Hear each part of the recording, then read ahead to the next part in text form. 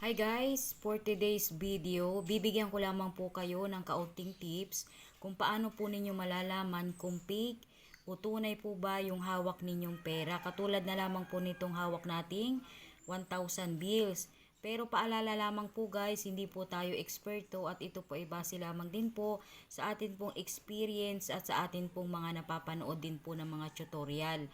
Guys, ito pong 1,000 bills, ipapaliwanag ko lang po sa inyo paano po ninyo malalaman kung tunay o hindi po yung hawak ninyong 1,000 bills, kung ito po ba ay fake o hindi.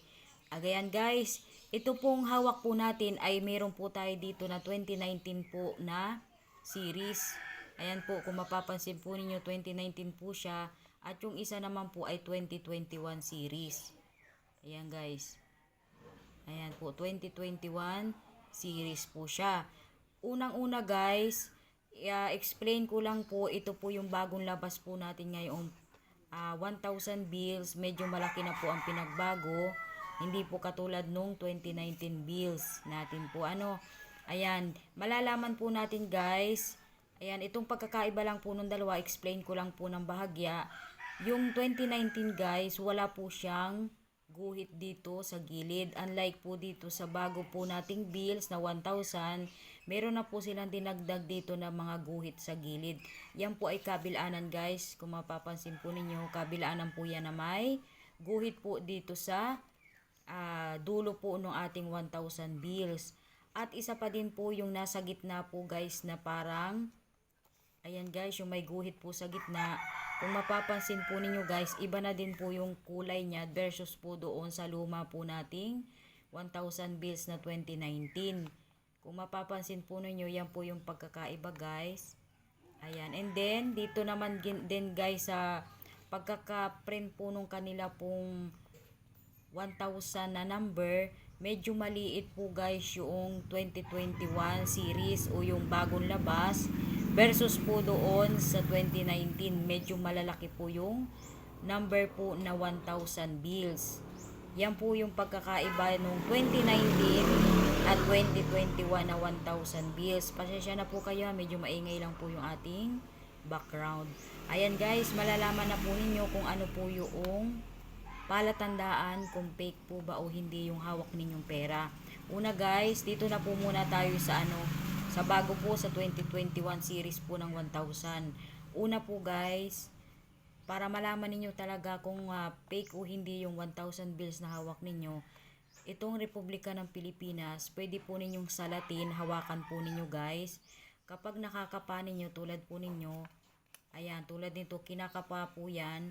Kapag nakakapa po ninyo na medyo magaspang o nahahawakan po ninyo mga letter, ibig sabihin po nito guys, ito po ay tunay o hindi po siya peke. Ayan guys, isalatin po ninyo. Ayan, kita po ninyo guys, nahahawakan po natin yung Republika ng Pilipinas. Isa po yan sa indikasyon na ito po ay original. Opo, and then kasunod, dito guys sa gilid, dito sa parte po dito, meron po kayo ditong maaninag na mukha po nung tatlo po nating bayani na nasa dito po sa harapan. Ito po, ayan. Dito po guys, masisilat po ninyo, ayan, makikita po ninyo guys na may nakaprint din po na mukha po nila. Ayan guys, kung makikita po ninyo, makikita po ninyo guys na nakaprint din po yung kanilang mukha dito sa gilid po, dito sa part na ito. Okay po, and then kasunod po na indikasyon po na ito po ay hindi fake. Dito din po guys, ito din pong mukhang ito, ayan, ayan po, dapat guys ay talagang naka-indicate po o malinaw po talaga yung pagka-print po nito. At kapag tinapatan po ninyo ito guys ng flashlight, may maaninag po kayo dito guys na number na 1,000. Kahit nga po guys hindi po ninyo lagyan ng ilaw, ngayon pa lang po nakikita ko po na mayroon po siyang 1,000 na nakaprint na number. Ayan guys, kung nakikita po ninyo, ito po, dito po mismo sa picture, may 1,000 po diyang makikita kayo. Kapag isasalat po ninyo yan sa ilaw, tatapatan nyo po sa ilalim. Doon sa ilalim po ng pera po ninyo. Ayan po. And then, dito naman tayo guys, ito pong para pong perlas. Isa din po ito guys, mas mahalaga din po ito. Kapag yan po ay ginaganito po ninyo, itinatapat po ninyo sa liwanag, siya po ay nagkukulay green. Nakikita po yung perlas po sa gitna. Ayan guys, kung napapansin po ninyo, nagiging green siya. Kapag ginaganyan po ninyo, nag-iiba po yung kulay ng ating pera. Kumbaga po nagkukulay green. Ayan po. Kasunod po, ito din po guys, kung mapapansin po ninyo, itong parang guhit na ito guys sa gitna. Ito po, yan. Ayan, kung mapapansin din po ninyo guys, malinaw yung pagka-print po niya.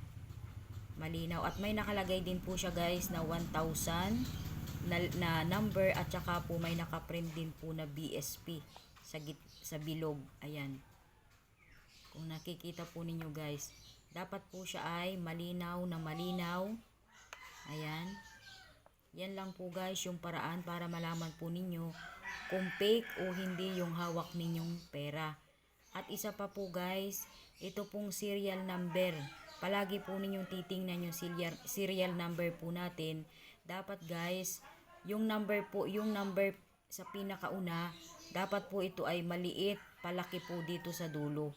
Mag-uumpisa po siya guys sa paliit. Baka po kasi ang ma-experience ninyo, yung mga number po ay halos magkakapareho po ang laki. Fake po yun. Ito po talaga ay dapat nasa una po, yung number lang po, wag po yung letter. Yung number po dapat na pinakang una po ay pinakamaliit, palaki po yan hanggang dito. Ayan po, yan po yung isa pa po nating tips para malaman po ninyo kung fake po talaga yung inyong pera. Pero talaga ang pinaka ko po talaga dito, ito pong Republika ng Pilipinas. Ito po talaga yung lagi kong chine-check kung talaga pong fake o hindi. Dito po talaga tayo hindi maloloko. At kahit po itong 2019 issue, pag isasalat mo po ito guys, talaga pong may makakapaka po na letter po na Republika ng Pilipinas.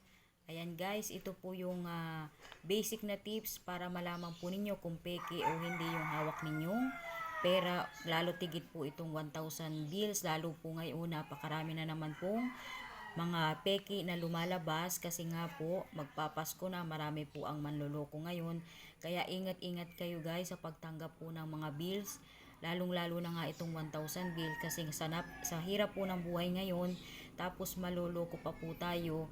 Ayan, kaya ingat na lang po tayo guys. Check po ninyo palagi yung inyo pong tatanggapin na pera, kahit po yan ay 500 bills lang o 200 bills, 100 bills.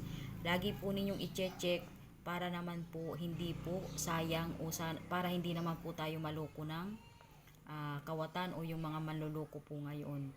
Ayan, okay po.